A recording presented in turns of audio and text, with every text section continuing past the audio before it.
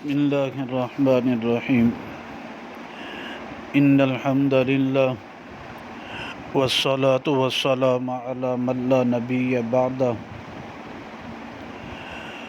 بچوں کو ابتدائی کلمات سکھانے کے لیے 6 کلمات جسے شش کلمہ بھی کہتے ہیں اور ساتھ ساتھ نو مسلموں کے لیے 6 کلمات کی ترتیب دی گئی۔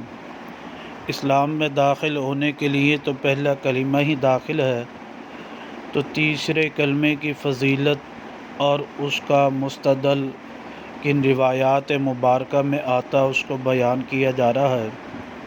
تیسرا کلمہ جسے کلمہ تمجید کہتے ہیں، یہ سنن ابی داود کی جلد نمبر 1 صفحہ نمبر 129 رقم الحدیث 832 جو ہے۔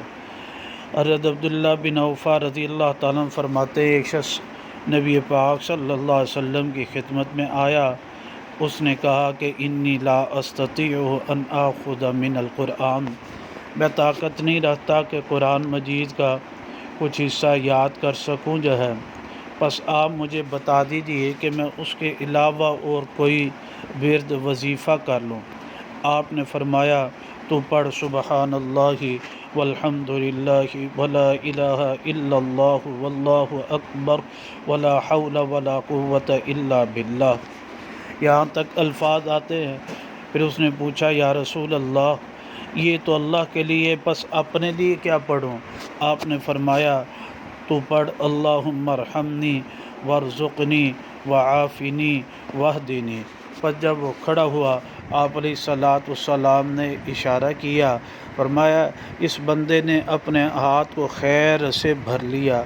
تو سنن ابن ماجہ کی روایت مبارکہ میں آتا ہے کہ نبی پاک صلی اللہ علیہ وسلم نے فرمایا، جلد نمبر 2 ہے، صفحہ نمبر 412 ہے، رقم الحدیث 3878 ہے، اس میں آتا ہے عبادہ بن صامت رضی اللہ تعالیٰ عنہ فرماتے ہیں کہ نبی پاک صلی اللہ علیہ وسلم نے فرمایا جو شخص رات کو بیدار ہوئے اور اس وقت یہ الفاظ پڑھ لے لا الہ الا اللہ وحدہ لا شریک لہ لہ الملک ولہ الحمد وہو علی کل شیء قدیر، سبحان اللہ والحمد للہ ولا الہ الا اللہ واللہ اکبر ولا حول ولا قوة الا باللہ العلی العظیم۔ پھر اس کے بعد اپنے رب سے مغفرت کی دعا مانگے، فرمایا اللہ سبحانہ تعالیٰ اس کی بخشش فرما دیتے ہیں۔ یہ تھی تیسرے کلمہ تمجید کی تخریج اور مستدل۔ اللہ سبحانہ تعالیٰ عمل کی توفیق نصیب فرمائے۔ بسم اللہ الرحمن الرحیم۔